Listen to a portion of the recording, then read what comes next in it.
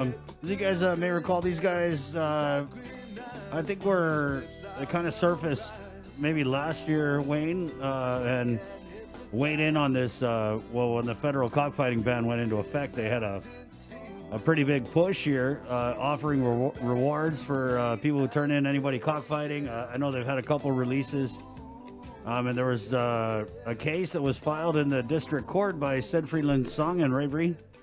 Yes, and I believe he actually lost that case.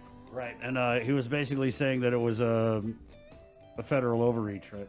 Right, Yeah. Violation of constitutional rights that, it's ingrained in our culture. Correct. Right. And I'm pretty sure you would disagree with Sedfree's argument, right, Wayne? Yes, I do, and I was glad to see the court rule in favor of the United States on that one. Right, and so, I'm curious, we haven't really heard from you guys during the pandemic, so what kind of prompted this resurfacing of animal wellness action that we're now seeing you guys? Did you send out a release? Because I couldn't find it. Yeah.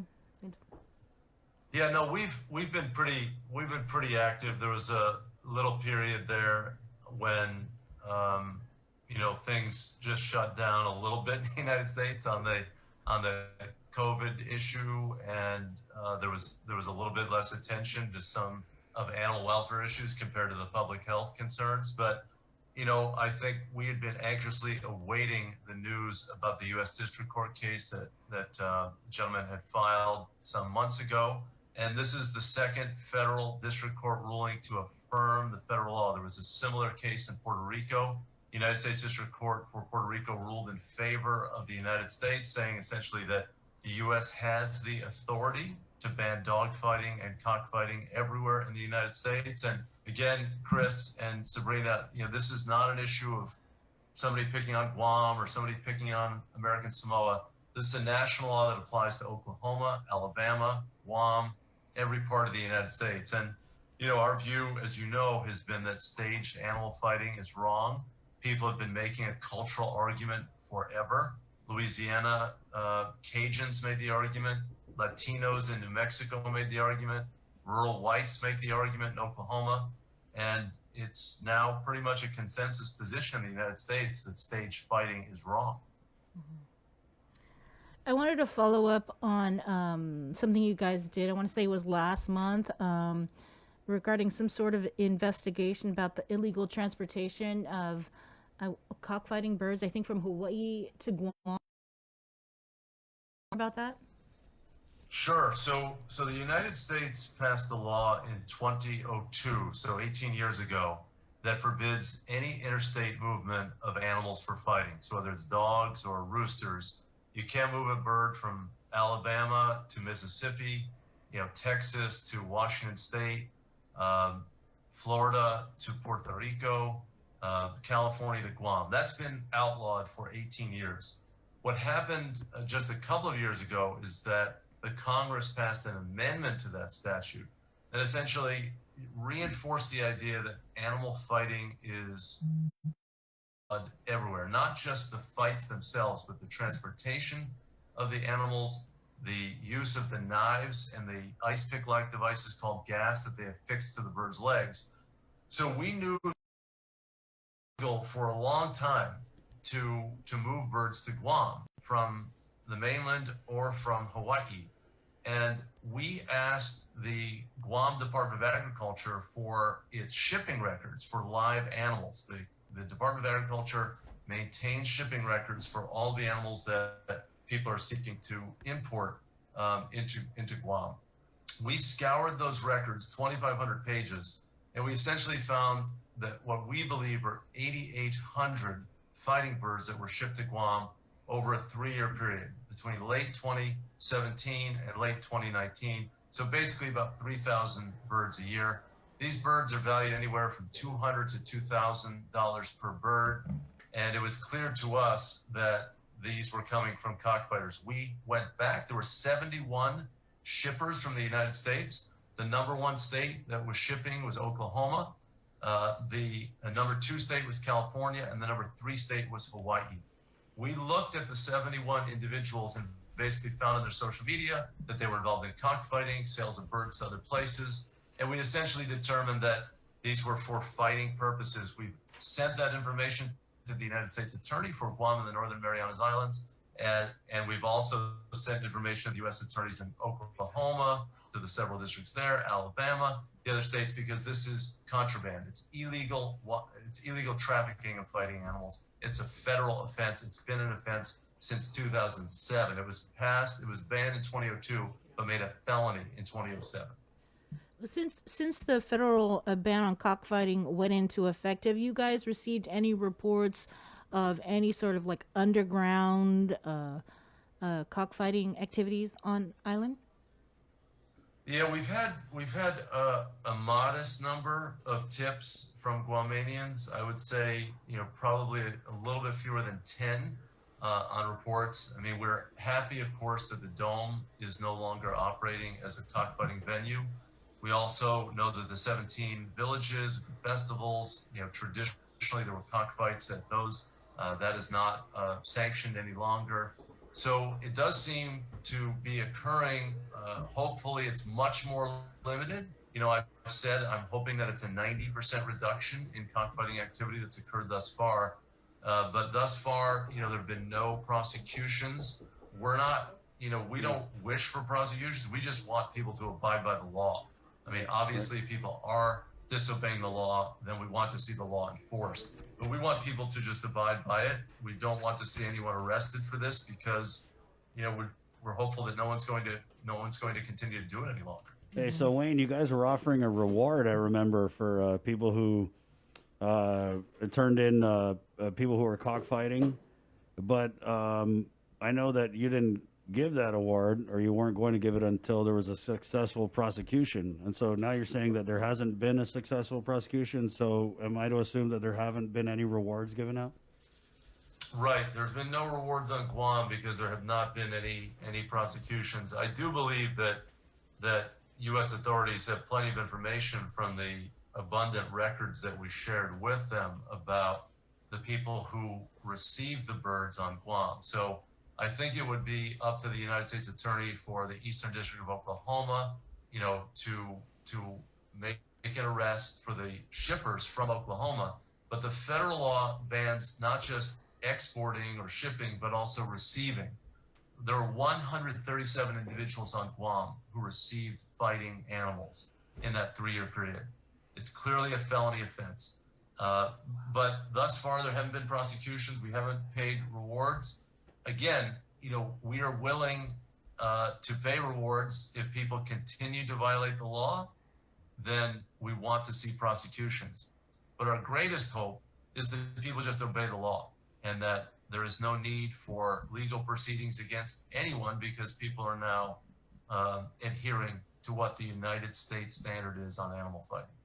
I'm going to bring on Counter Voice here. He is ardent supporter of cockfighting on the island, and I know that he's been one of the leaders in organizing meetings, both on the village level and then our island's capital, about garnering support to exempt the territories from this federal cockfighting ban. We'll bring on Joey Lopez, but Joey's actually having some internet issues, so he's going to join us on the phone. Joey, are you there? I'm here, Chris. Okay, Wayne, can you hear Joey? Yeah, not too well, but I can hear. Okay, so let me turn you up a little bit. And I kind of wanted to jump into this cultural argument, right? Because I know that in trying to dispel this cultural argument, you mentioned that, it's, people in Oklahoma say it's cultural, people here. So I guess what the point you're trying to make is if all these people in all these geographically different areas say it's cultural, then it must not be cultural, because how can we all have the same culture? But I would say that, it's a socioeconomic culture, you know what I mean? You see, what do we have in common with these places in Louisiana? We're poor. And there's a lot of culture that goes with being poor. I can sit here and crack jokes about growing up struggling to get by with someone from Oklahoma, and they would totally get what I was saying. So I don't necessarily know if culture is strictly, blood defined. But Joey, let me let you come on in here. And so what has the status been, Joey, of the of cockfighting and the scene since the implementation of the federal cockfighting ban, which our own local government has come out against, and they've said that, enforcing that, it's going to be the lowest priority for us. Well, good morning, Chris. Good morning, Sabrina. Good morning. This issue is far larger than cockfighting. I don't want to waste too much time discussing cockfighting. Why? Because it's banned. It is a federal ban. So I'm not going to waste my breath and get into this shouting match going back and forth with Wayne. Oh, shucks. The issue at hand is much larger than cockfighting. Chris, we're talking about animal rights here. We're talking about animal wellness. What about the wellness of our people? What about cruelty in the face of democracy? Chris, this is a standard case of big brother picking on little brother. We're thousands of miles away. We are being given, we had no discussion. We had no chance to sit at the table to provide our input. We're faced with these bogus claims of these surveys that say 80% of the island population is opposed to cockfighting. I don't buy that, and I think there's a lot of people on this island that don't buy that. I'd like to know, what was the target pool? What was the demographic? Because that just simply cannot be the case. The issue that we have here is our culture is being threatened. To say it's not part of the culture is totally a false claim. You can walk into major buildings. Look at artwork on the walls. I mean, Bank Pacific in Dededo. Walk inside of the airport. You can see depictions of cockfighting from the early 1920s, 1930s. I mean, you see this. So to say it's not a part of the culture, well, that artist did. That artist thought it was. This is just the beginning. It's not going to end with cockfighting. From cockfighting, it's going to go on to these other issues where we're going to constantly be oppressed. Here's the law. Take it. Where's democracy, Chris? Where was the process? Yeah, Wayne, how would you kind of respond to that? And Guam being a territory, right? So we receive these federal mandates that we have no input in, and then, I mean, it's the law of the land. So what would your response be to that? Well, I think that, there have been longstanding concerns, obviously, from Guam, Puerto Rico, Washington, D.C., where I live, that these parts of the United States don't have full representation. I get it. I understand it. No, I didn't Wayne, make those rules. There is a robust effort to try to expand voting rights. There's a movement that Puerto Rico become a state, Washington, D.C. a state. Obviously, the situation that exists now is that there are delegates to all of the territories. All of those delegates were heard during the debate on this anti-animal fighting provision. Madeline Bordallo, who preceded Mike San Nicolas, spoke out against it. So did the other delegates from the other parts of the Pacific and the Caribbean. But it wasn't a close call. And again, I think that there was an argument that this was an imposition, that this was somehow not legal. And now we have two federal district courts that have affirmed the United States authority. To make a decision in Congress on a law doesn't mean that everyone in the United States has to agree with it. I mean, we live in a majoritarian democracy where a majority of people expressed through their representatives, delegates, senators, make a decision. I've been unhappy with some laws that have been passed to enable animal abuse or subsidies to industries that I don't like. And you just keep fighting, right? So the delegate from Guam and the other territories they have a bill now to repeal this. I don't think it's going to get very far, but that's the way the process works. And the culture argument, of course, there are people who feel strongly about this. This is why we're discussing it today. People have been cockfighting for a long time, all over the world for 3,000 years. But there's not one particular group in one part of the world that engages in this activity. It started in the Roman times. It spread all over the world. It is legal in parts of Mexico and the Philippines and other parts of the world. There's an ongoing debate about it. It was legal in every state in the U.S., but now all 50 states ban it, and the United States bans it. That's the process and how it works. I mean, if people say, well, this is this slippery slope, well, we do allow lots of uses of animals, but we make judgments that certain practices are inhumane or cruel. And that's what's happened here. And I understand that people who are enthusiasts dispute it, but this is why we have rules in our society. Joey? No, Chris, I firmly would beg to differ. We're an island that's predominantly Catholic, correct, Chris? Yep. You know this. You can go ahead and talk directly to Wayne, Joey. Okay, Wayne, we're an island. We're predominantly Catholic. This is just the beginning. First, you start with cockfighting. It never just ends there, Chris. Let's say we get some progressive train of thought here that says, no, Chris, Wayne, we're not going to do Chamorro Month anymore. Why? Well, because it disenfranchises the other ethnic groups that live on Guam. Okay, no more Chamorro Month. Then it starts with Chamorro Month. Then what next, Chris? We're going to get rid of Santa Maria Camelin Day, our patron saint, December 8th. Why? Because a progressive train of thought says, no, this is the process. You can't do this anymore. You leave too many people out. If we lose our culture, what will be left? What will be left? This is just the beginning. That cannot be said the majority rules. Yes, the majority does rule. I understand democracy. Where was our chance to participate in the discussion? Not to the delegates. I'm talking about the people that it's actually going to affect.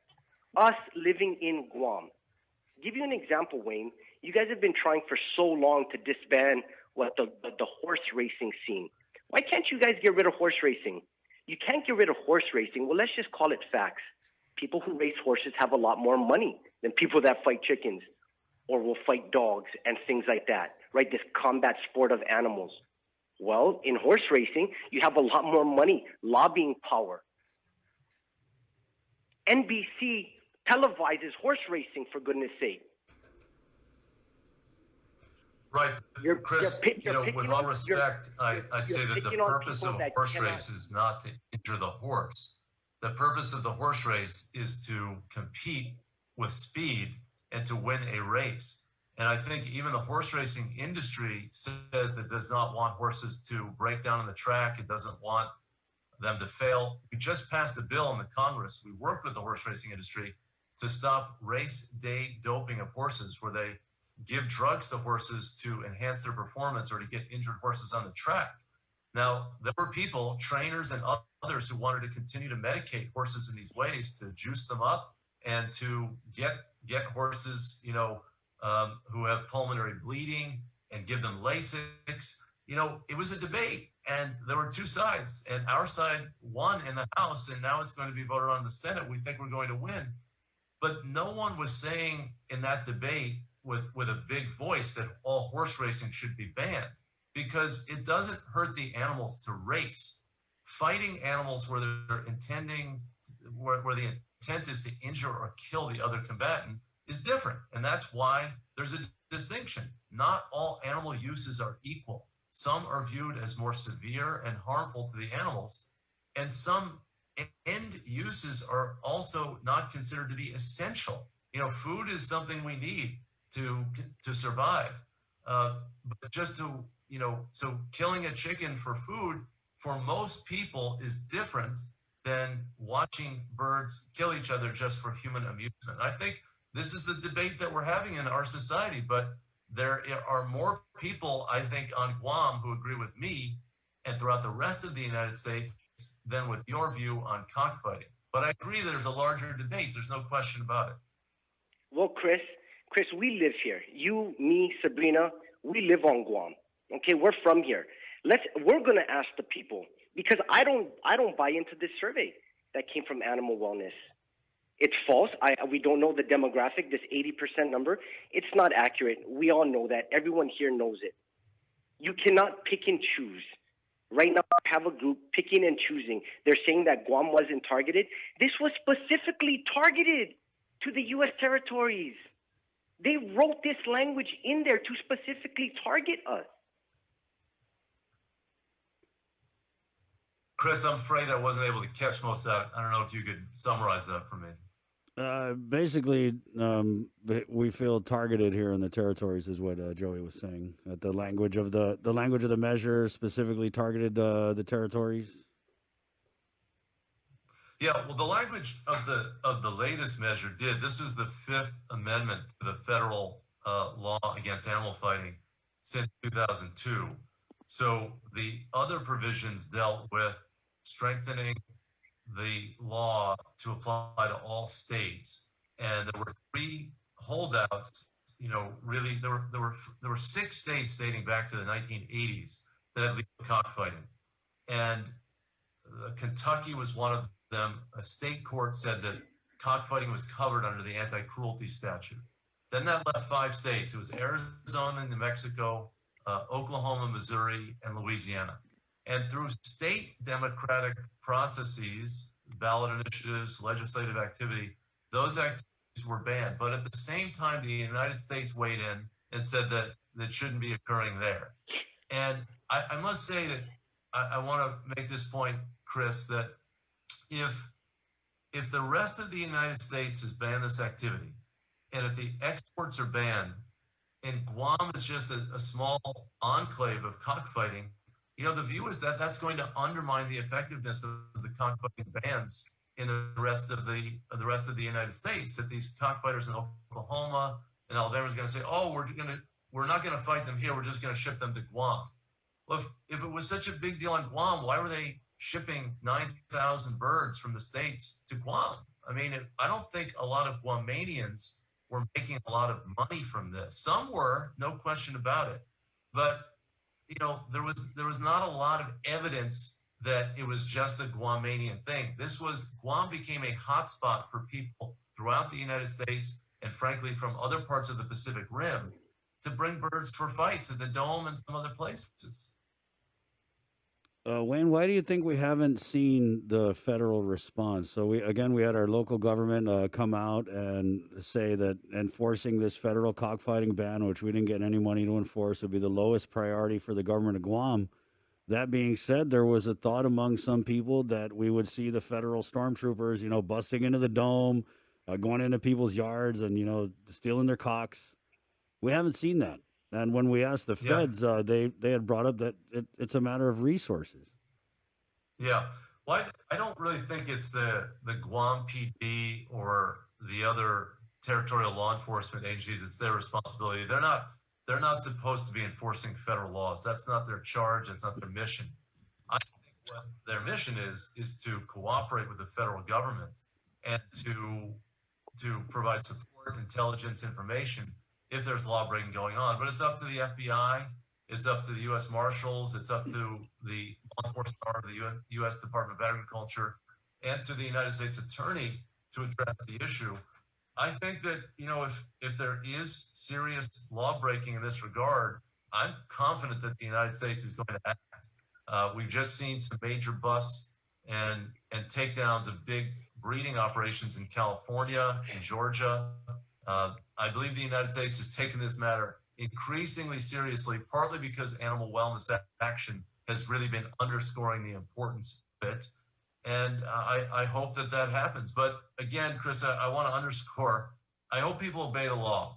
I understand the passion. I understand the views of the critics of the federal law, but it is the law, and it was upheld in multiple court cases. At the federal level, Mr. Linsongen has now appealed to the Ninth Circuit. Eventually that case will be decided, but I think he has a very, very hard argument to make because all the case law is in favor of supporting the position of the United States on this issue. Joey, let me ask you, why do you think we haven't seen the federal government response to this cockfighting ban? Well, I would probably assume, I can't speak for the federal government, but I would probably assume that, as you know, being on a small island of Guam, thousands of miles away from the mainland U.S., that resources are an issue. And there are more pressing issues for the federal government that they're concerned with in Guam. Now, Chris, I'm not going to talk about cockfighting anymore. It's a ban. It's set. It is law. There's nothing we can do can change that. What I am here to do, to speak to you folks about, is I want to highlight this issue that we are constantly being handed down laws with no form of representation, no seat at the table. Never mind cockfighting, Chris. This is just the tip of the iceberg. This is only the beginning. Next thing you know, with more progressive type thought like Wayne has, we will lose things like fiestas, Santa Maria Camelin Day, things that define what our beautiful island is all about. Okay? Dating back to the history of the United States. Look what happened when a small group of militiamen got together. Let me remind you of the Boston Tea Party. Things like taxation without representation. Now, granted, we're far from that, but is it not the same? Is it not the same train of thought, Chris? No, yeah. We had no seat at the table. We talk about living in a democracy. This goes against the fabric of what this country stands for. Nobody asked the people of Guam. He says Madeline had a chance to speak. Michael had a chance to speak. What about the people, Chris? We never had a chance to speak. There are far more pressing issues concerning our island that we need to be focused of. But they want to throw things like animal wellness into the forefront. What about human wellness? Animal rights, Chris. We're talking about human rights. Chris, can you vote for president? No, and I think that's part of it, Wayne, is that you kind of waited. Of course, Joe. Yeah, of course I can. You can vote for president, right? Yeah, you can. But you know what, Chris? We pay federal taxes, don't we? They take out FICA taxes from your check, don't they? Mm-hmm. Okay. So are we less American now that we don't get to provide feedback into the laws that are supposed to govern us? This is the issue at hand, Chris. This is what we're talking about. I don't want to talk about cockfighting.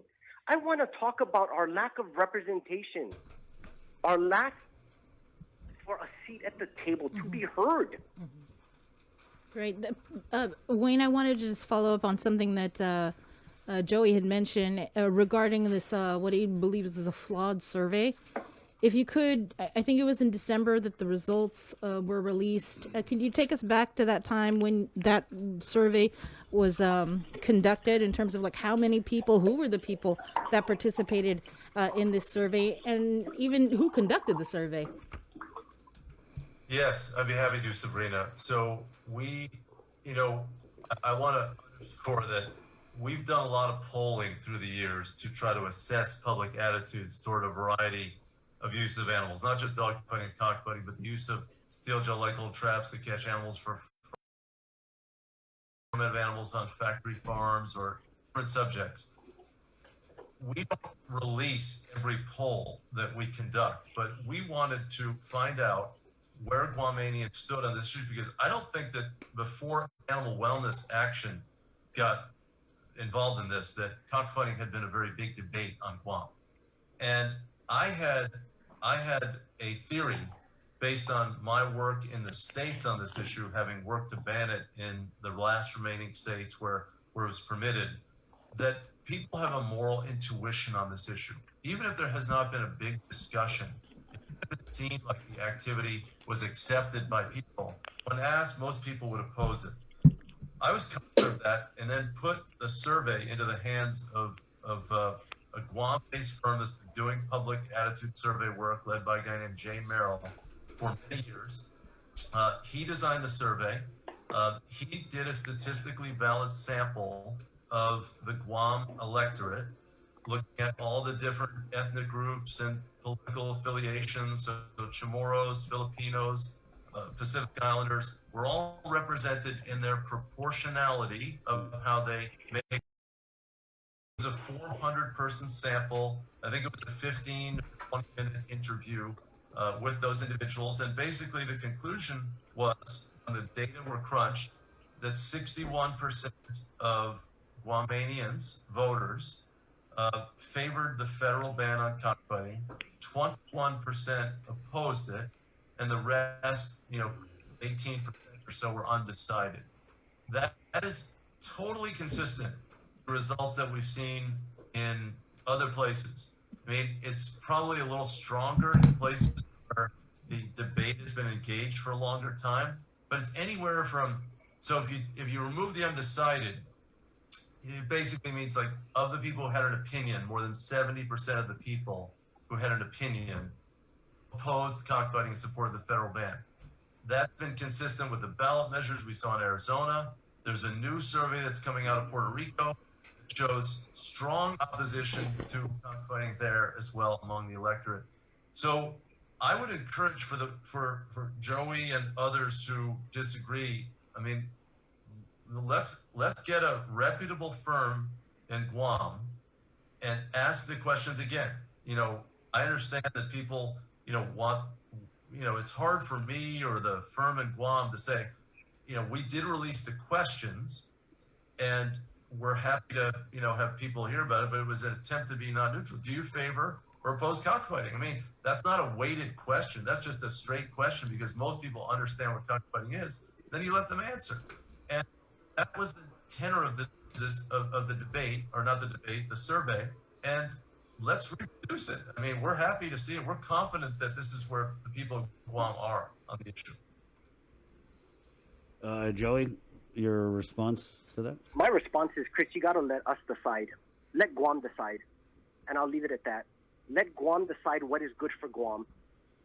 Not people like lobbyists like Wayne and his group. Let them decide. He's going to say the majority. Well, then let's put it on the ballot, Chris. And I think that's where Guam needs to go next. We need to decide for ourselves. Good points here. Wayne, we'll give you the last word, Joey, but in closing, before we let you go, where are we now? In closing, okay. I just want the people of Guam to realize we need to highlight issues such as this ban that we never had a choice. It was just given to us. Here, take it. This is not the end. This is only the beginning. You mark my words, Chris. The next thing you know, they're going to come after our fiestas. They're going to come after hunting and gathering rights on Guam. They're going to say we cannot hunt anymore.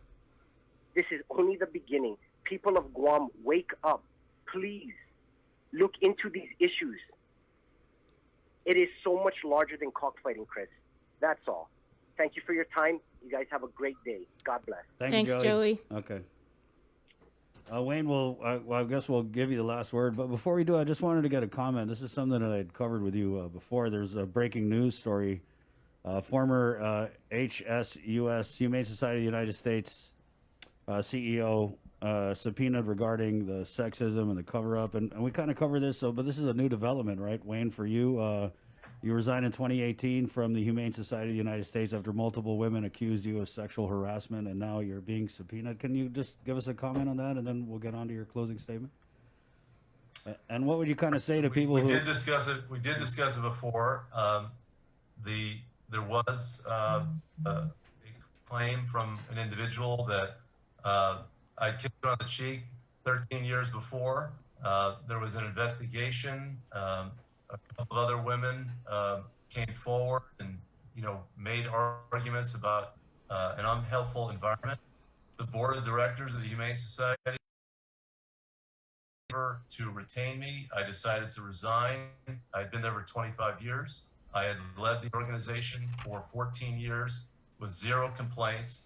So let me just be clear, Chris. I don't support harassment. I think it's unacceptable. It's wrong. I denied that, you know, had done anything untoward. If people felt uncomfortable, that's their own perspective on the issue. I do understand. But when I talk about animal abuse and people are defending animal abuse, they're continuing to defend the abuse. I don't think that harassment in any form is ever acceptable.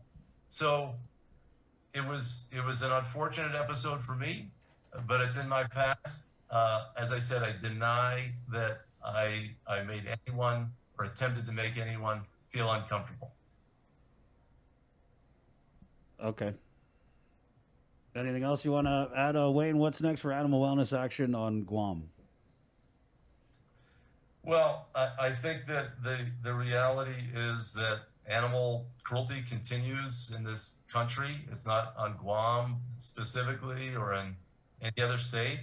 You know, animals have been treated like things and objects for too long.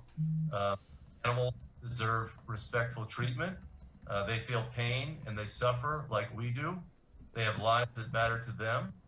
And at the very least, we should not, you know, exhibit cruelty to them. And putting them in a fight so that people can be amused by it and gamble on it is the very definition of animal cruelty. So Animal Wellness Action is going to continue to speak out on animal cruelty issues. And, you know, we know that there's another side because there's a lot of animal abuse. Really saddened to see some of the terrible cruelty cases that have come to light on Guam, and I hope that people do respond to the reward offer and help bring information forward that will result in the prosecution of people who drown dogs and do other terrible things to animals. That's not acceptable in our society. Thank you, Wayne. Thanks, Wayne. Thank you. Okay, Take care. I'll see you Take too. There you go. Interesting conversation here. I mean, obviously, I think